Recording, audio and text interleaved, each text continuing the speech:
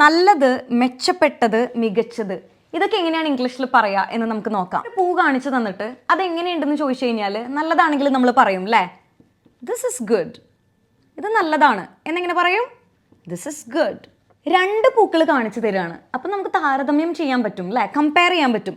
അപ്പം നമ്മൾ ഏത് യൂസ് ചെയ്യും, ബെറ്റർ. എനിക്കിതാണ് ഇഷ്ടമായത്, അപ്പോൾ ഞാൻ എന്ത് പറയും, റോസസ് ബെറ്റർ എന്ന് പറയും, റോസസ് ബെറ്റർ എന്ന് പറയും. ഇനി നമുക്ക് താരതമ്യം ചെയ്യാനായിട്ട്, കമ്പയർ ചെയ്യാനായിട്ട് 3 ചോയ്സോ അല്ലെങ്കിൽ അതിൽ കൂടുതലോ ഉണ്ടെങ്കിലാണ് നമ്മൾ ഏത് യൂസ് ചെയ്യുക, മികച്ചത് എന്ന് യൂസ് ചെയ്യുക. അപ്പോൾ ബെസ്റ്റ്.